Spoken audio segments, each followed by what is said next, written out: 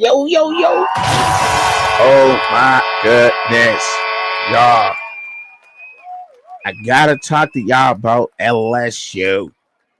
Gotta talk to y'all about LSU real quick. Hold up, man. Maybe take off the cap. Had to turn the cap backwards, dog. Had to turn the cap backwards, dog, for this one. Because I'm telling you, LSU just did. They like Kim Mulkey just don't stop, man. She don't stop, bro.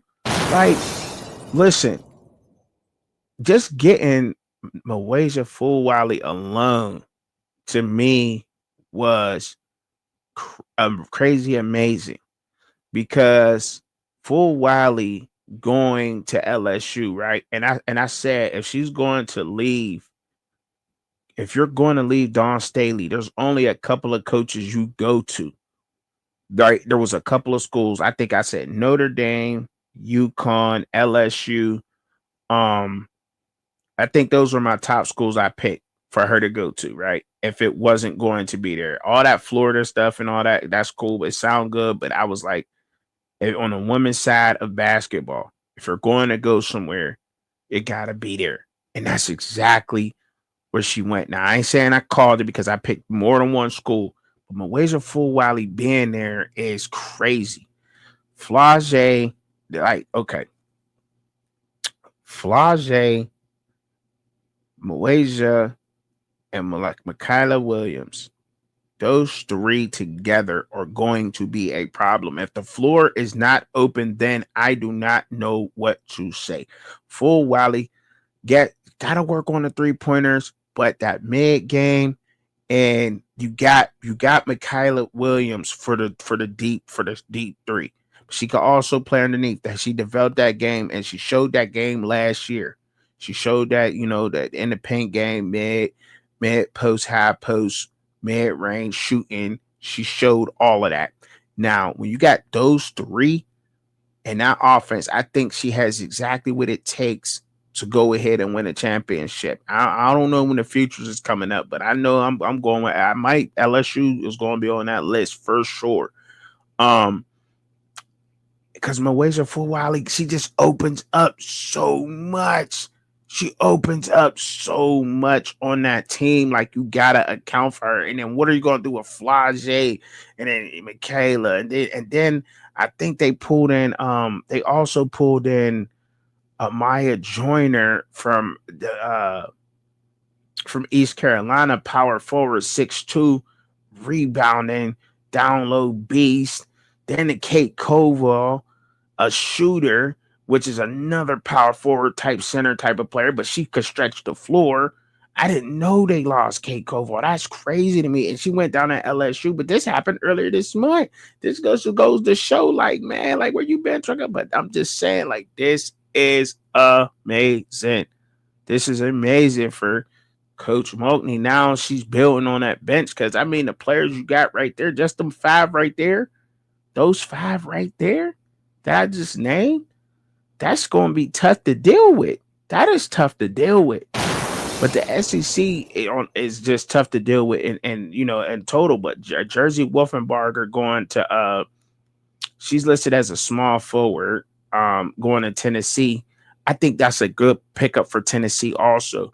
The only thing is when you 6'5" and you're that athletic like that, you have an advantage. You're tall enough to play with the elite, the Elia Del Rosarios or in the Lauren Betts, right?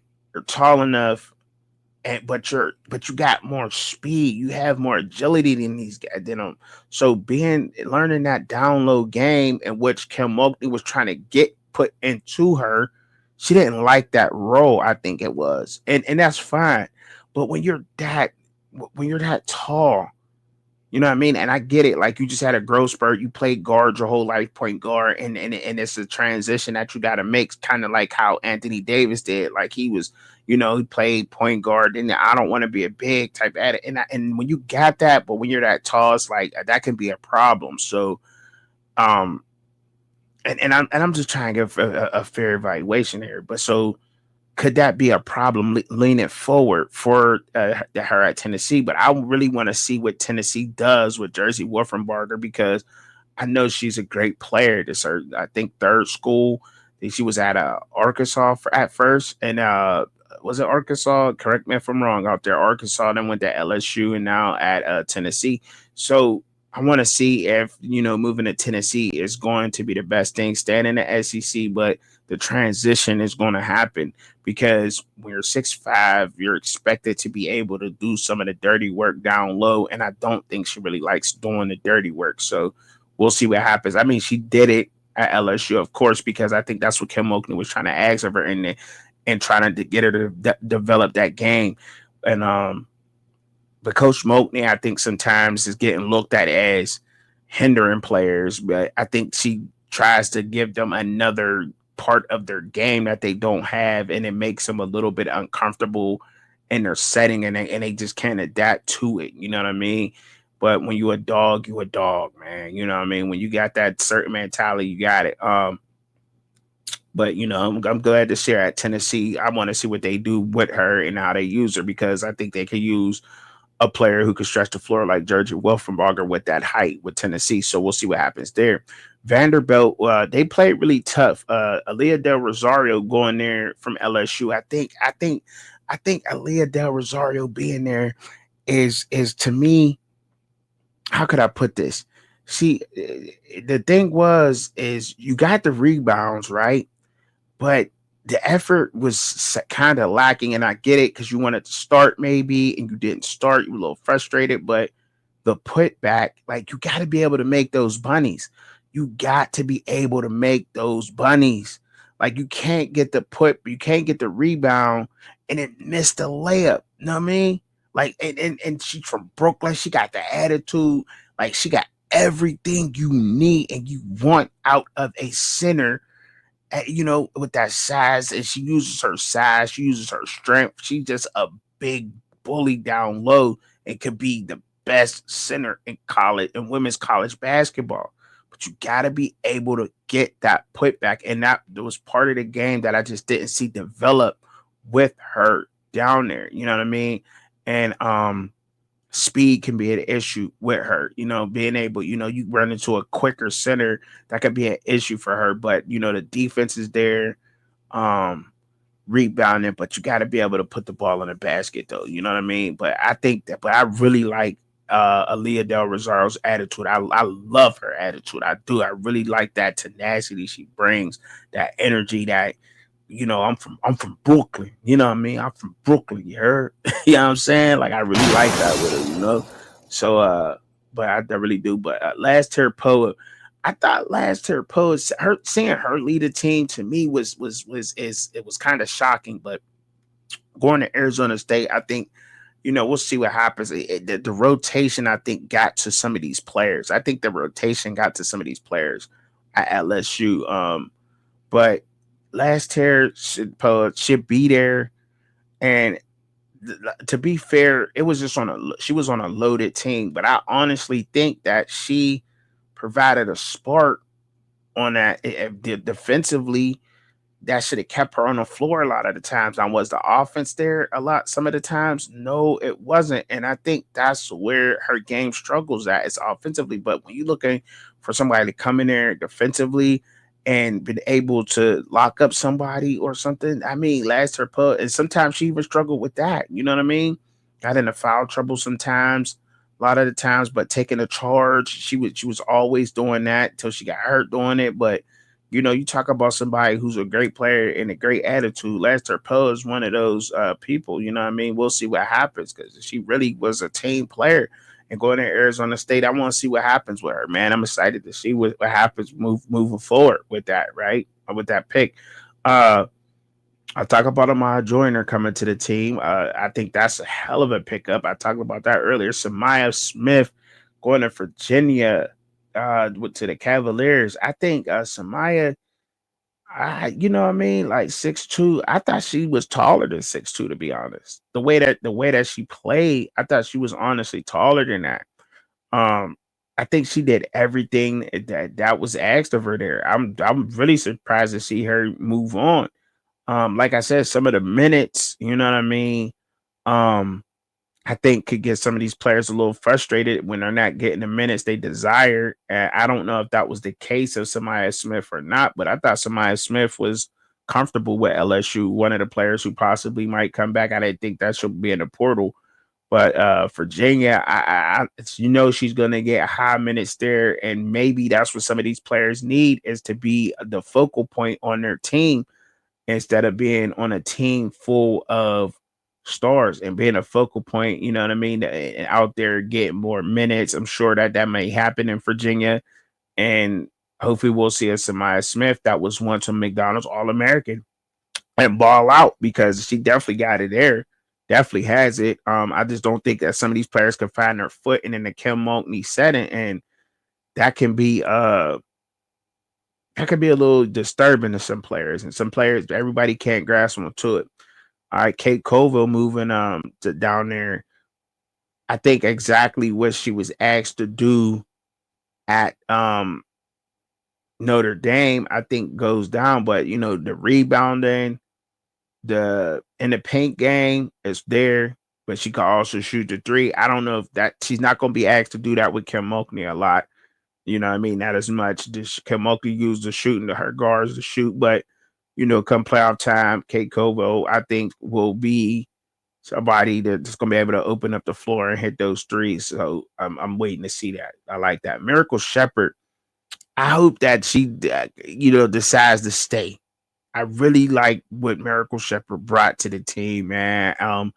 Especially as the season moved on, being able to come off the bench and provide that spark and keep it going. I think that you could use that, and you gotta have a bench. And I think that could she have started? I think so. So I think so. You know what I mean? And that was and I said that with the problem with LSU, like they got a bunch of players that could start on other teams, like.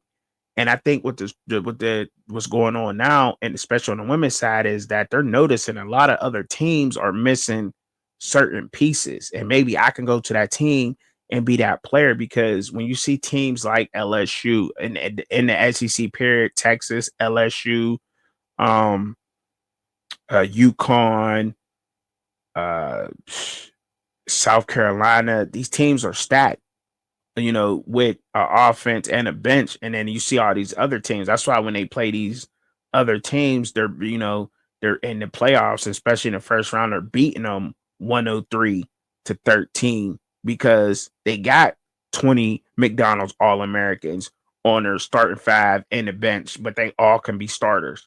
You know what I mean? And I think we're going to see a transition start this year within the women's side of basketball and college basketball. We're going to start seeing that transition happen a little bit this year that, these teams are not going to be super stacked the way that they used to be, say, because they're on the move. They're definitely on the move. Um, Most definitely. Another one. I thought Jordana Cardo from Texas going to Seton Hall to the Pirates. You seeing dang, Medina Kaya, 6'6" from Kenya, from Mississippi State, going to Dawn Staley, crazy.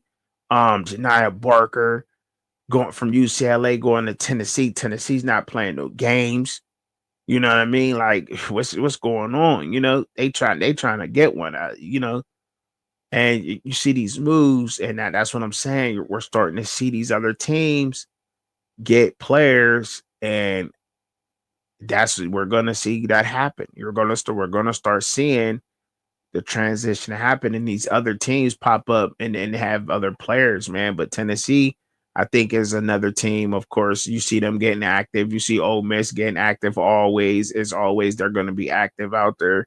But I most definitely Olivia Miles went to TCU. We seen that happen. TCU did a good job, I think, with Haley Van Leff. So I like that move.